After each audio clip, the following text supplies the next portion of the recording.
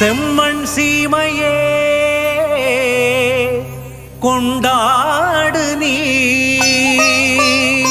நிறைவாழ்வு பெறவே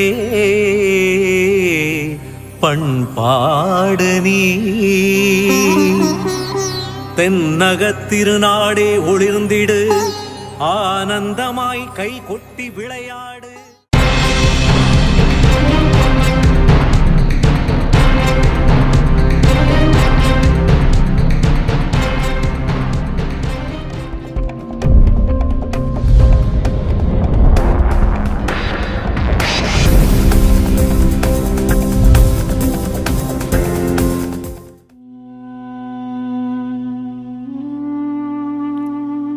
அன்பான சகோதர சகோதரிகளே, இத்தவக்காலத்தின் 6ஆம் வெள்ளிக்கிழமை கும்பகோணம் மறைமாவட்டம் பெஸ்கி கலை தொடர்பகம் வழியாக உங்களை சந்திப்பதில் மிக்க மகிழ்ச்சி அடைகிறேன். நாம் சிறிது நேரம் நமது நம்பிக்கையை பற்றி சிந்திப்போம். வாழ்க்கையில் சோதனைகள் எப்போதும் வரலாம். எதிரிகள், மனசோர்வு, சந்தேகங்கள். ஆனால் நம்பிக்கையோடு, பொறுமையோடு, அன்போடு நடப்பது நமக்கு ஒளியையும் மகிழ்ச்சியையும் தரும். நமது நம்பிக்கையில் மற்றும் உண்மையில் நிலைத்திருப்பது எப்போதும் சுலபமல்ல. வாழ்க்கை சோதனைகள், கடுமையான சூழல்கள், பிறர் எதிர்பார்க்காத எதிரிகள் எல்லாம் வந்து சோதிக்கும். அந்த சமயங்களில் நம் மனதை நிலைத்துக் கொள்ளும் சக்தி நமது நம்பிக்கையிலும் பொறுமையிலும் இறைவனின் அருளிலும் உள்ளது. நாம் ஒரு ஒளி விளக்காக பிறருக்கு இருக்க, உண்மையை வெளிப்படுத்த அன்பில் நடக்க வேண்டும். நம் வாழ்க்கையில் எவ்வளவு சோதனைகள் வந்தாலும் நம்மை பாதுகாக்கும் ஒரே சக்தி நமது நம்பிக்கை மற்றும் பொறுமை. உதாரணமாக, நம்மை மதிப்பதில்லை, தவறாக புரிந்து கொள்ளுகின்றவர்கள் இருக்கலாம். ஆனால் அப்போது குறைந்த மனம் கொண்டவர்கள் போல பதிலளிப்பதல்ல, நம்பிக்கையோடு செயல்படுவதே உண்மையான வலிமை. நமது ஒவ்வொரு செயலும் பிறருக்கு ஆசீர்வாதமாகவும் ஒளியாகவும் மாறும். நாம் சந்திக்கும் சோதனைகள் நம்மை நம்பிக்கையிலும் இரக்கத்திலும் வளர்த்து கொள்ளுகின்றன. நம் நம்பிக்கை, பொறுமை மற்றும் அன்பு நமது வாழ்க்கையை வெளிச்சமாக்கும். அவ்வாறு நடக்கும் ஒவ்வொரு செயலும் பிறருக்கு ஆசீர்வாதமாக மாறும். இறைவனின் அருள் எப்போதும் உங்களோடு இருக்கட்டும். உங்கள் மனம் அமைதியிலும் சந்தோஷத்திலும் நிரம்ப அருள் புரிவாராக.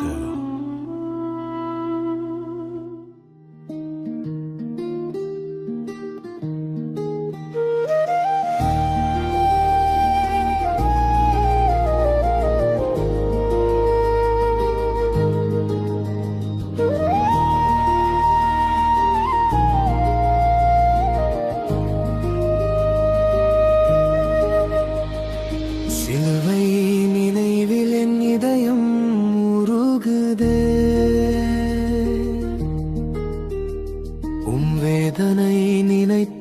கண்கள் கலங்குதே.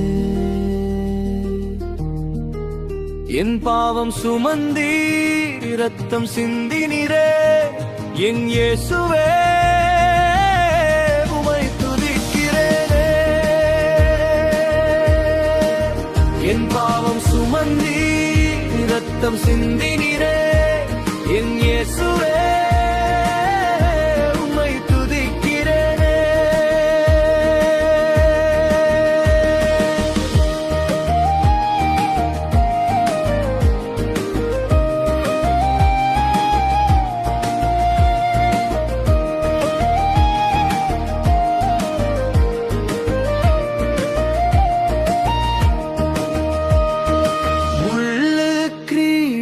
தலையில் சூட்டினாரே, முழு உடலும் காயம் கொண்டு நொந்தீரே. அன்பினால் சிலுவையை தாங்கினீரே, என் இரட்சகரே உம்மை நினைக்கிறேனே. என் இரட்சகரே உம்மை நினைக்கிறேனே. என் பாவம் காரணம் ஆண்டவரே, என் தவறு காரணம் இயேசுவே. ஆனால் கூட மன்னித்து நேசித்திரே, உம் அன்பில் இன்று நான் வாழ்கிறேனே. என் பாவம் காரணம் ஆண்டவரே, என் தவறு காரணம் இயேசுவே. ஆனால் கூட மன்னித்து நேசித்திரே, உம் அன்பில் இன்று நான் வாழ்கிறேன். சிலுவை நெய்வேலி என் இதயம் உருகுதே, உம் வேதனை நினைத்து கண்கள் கலங்குதே. என் பாவம் சுமந்தி இரத்தம் சிந்தினிரே, என் இயேசுவே உம்மை துதிக்கிறேனே. என் பாவம் சுமந்தி இரத்தம் சிந்தினிரே, என் இயேசுவே உம்மை துதிக்கிறேனே.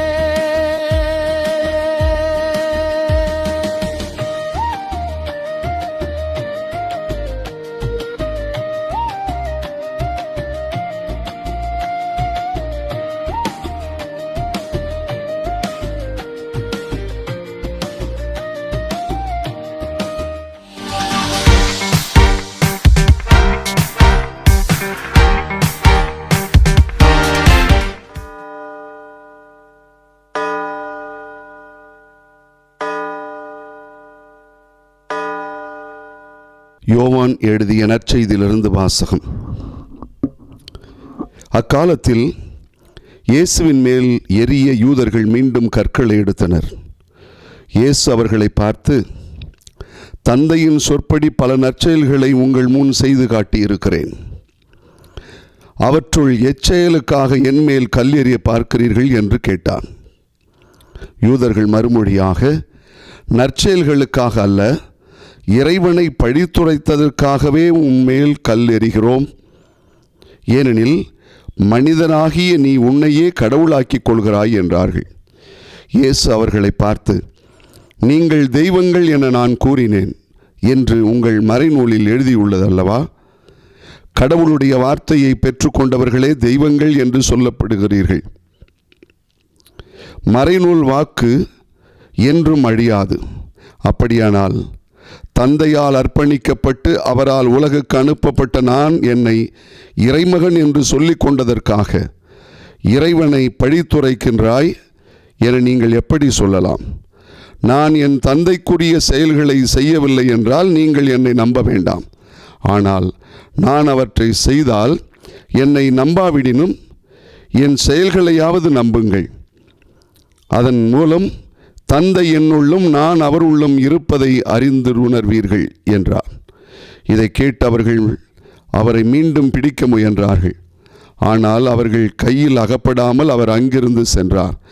யோர்தானுக்கு அப்பால் யோவான் முதலில் திருமுழுக்கு கொடுத்து வந்த இடத்திற்கு இயேசு மீண்டும் சென்று அங்கு தங்கினார். பலர் அவரிடம் வந்தனர். அவர்கள், யோவான் அருள் அடையாளம் எதையும் செய்யவில்லை, ஆனால் அவர் இவரை பற்றி சொன்னதெல்லாம் உண்மையாயிற்று என பேசிக்கொண்டனர். அங்கே பலர் அவரிடம் நம்பிக்கை கொண்டனர். இது கிறிஸ்து வழங்கும் நற்செய்தி. கிறிஸ்துவே உமக்கு புகழ். வார்த்தைகளை விட செயல்களுக்கு வலிமை அதிகம் என்பார்கள். அன்புக்குரிய சகோதர சகோதரிகளே, ஆண்டவர் இயேசு கிறிஸ்துவினுடைய இன்றைய நற்செய்தியானது நமக்கு சொல்கிற ஒரு உன்னதமான செய்தி இதுதான். நீங்கள் என் வார்த்தைகளை நம்பவில்லை என்றாலும் பரவாயில்லை, என் செயல்களையாவது நம்புங்கள் என்று சொல்லி யூதர்களை பார்த்து ஆண்டவர் பேசுகிறார்.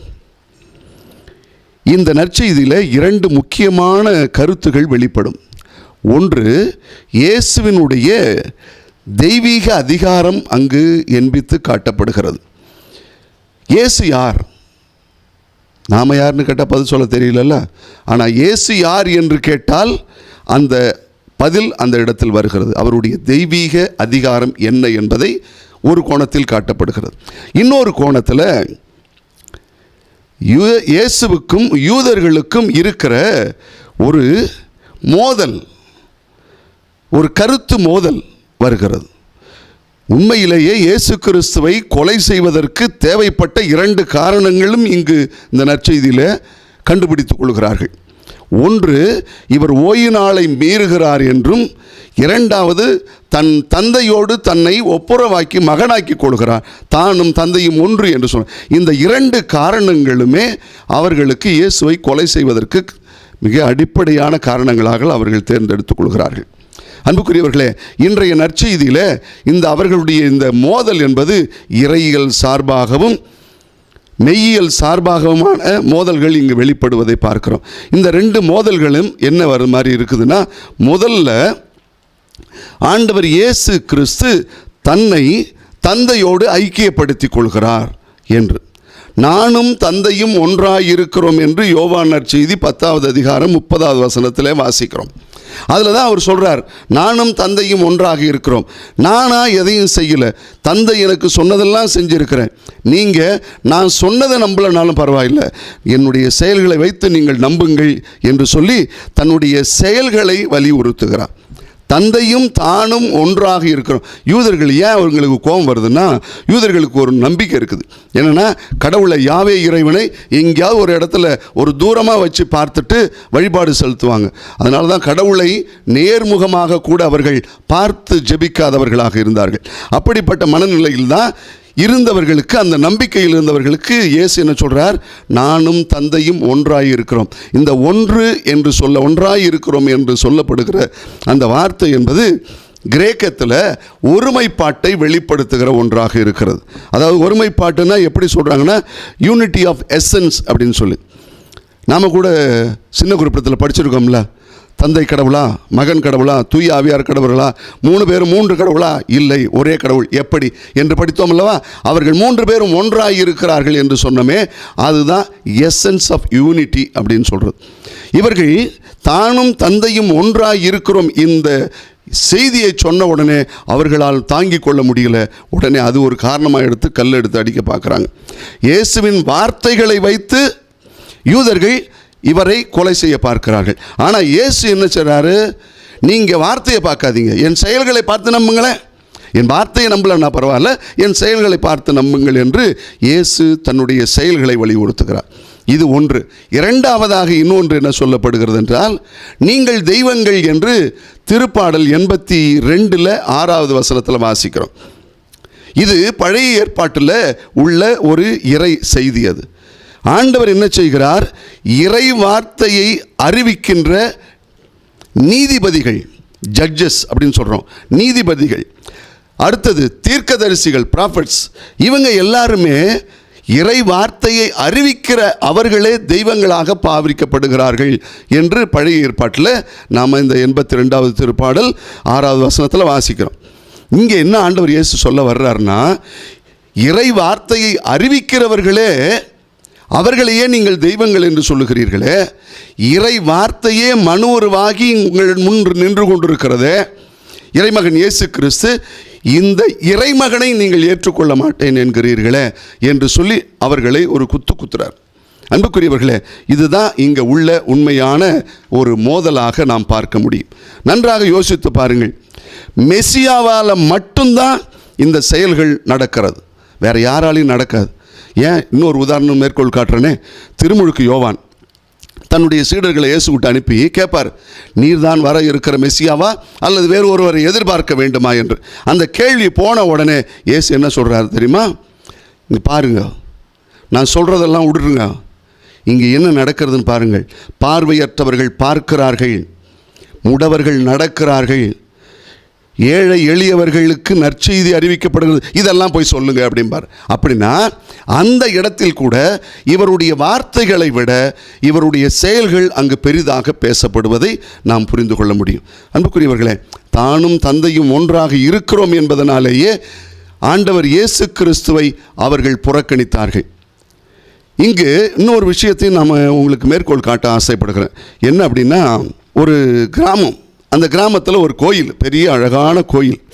அதில் ஒரு சிற்பி ஒருத்தர் என்ன பண்ணுறாரு, ஒரு பிரம்மாண்டமான ஒரு சிலையை செய்ய வேண்டும், சிற்பத்தை செய்ய வேண்டும் என்று சிற்பத்தை செய்து ஆலயத்திற்கு முன்னாடி வைக்கணுங்கிறது அவங்களுடைய ஆசை. அதனால் அவர் நல்லா செய்கிறார், நல்ல அற்புதமாக அந்த சிற்பத்தை உருவாக்குகிறார். அதை பார்க்குறவங்கெல்லாம் வியந்து பார்க்கிறார்கள். ஆனால் என்ன தெரியுமா, அந்த ஊரில் இருக்கிற மதம் சார்ந்த அரசியல் சார்ந்தவர்களெல்லாம் என்ன பண்ணுறாங்க, அதை பார்த்துட்டு வியந்து பாராட்டுவதற்கு பதில் அவருடைய சிற்பத்தில் குறை கண்டுபிடித்து, அவர் மீது குறை கண்டுபிடித்து எப்படியாவது அவரை குறை சொல்லணுமோ அப்படிங்கிற நினப்பில் போய், நீ என்ன இந்த சிற்பத்தை எப்படி வச்சுருக்கிற, கையில் செங்கோல் கொடுத்துருக்குற, அரசன் மாதிரி ஆக்கிறியோ, நீ அரசன் மாதிரி போய் சொல்கிறியோ, அந்த மாதிரி சிற்பத்தை நல்லா வடிக்கலையே, சிறப்பாக இல்லையே, இங்கே பாருங்க நீங்கள் இப்படி வடிக்கிறது தப்பாக இருக்குது அப்படின்னு சொல்லி எல்லாரும் குறை சொன்னாங்க. உடனே அவர் சொன்னார், அற்புதமான சிந்தனையை சொன்னார். இங்கே பாருங்க, நானும் சிற்பமும் ஒன்று அப்படின்னார். என்னது, நீயும் சிற்பமும் ஒன்றா, எப்படி சொல்கிற அப்படின்னார். எனக்குள் இருக்கிற அந்த கலை வடிவம்தான் சிற்பமாக வெளிப்படுகிறது. எனக்குள்ளே இருக்கிறதா அங்கே வெளிப்படும், எனக்கு இல்லாதது வெளிப்படாது அப்படின்னு சொன்னார். எனக்குள்ளே இருக்கிறது தான் அங்கே வெளிப்படுது. இதை சொன்ன உடனே அவங்களால தாங்கிக்க முடியல. இவன் என்னடா நம்மளை விட பெரிய ஆளாக இருக்கிறானேன்னு சொல்லி அவரை தண்டிக்கிறதுக்கு முயற்சி பண்ணாங்க. இதிலேருந்து நாமளே தொடர்ந்துக்கலாமே.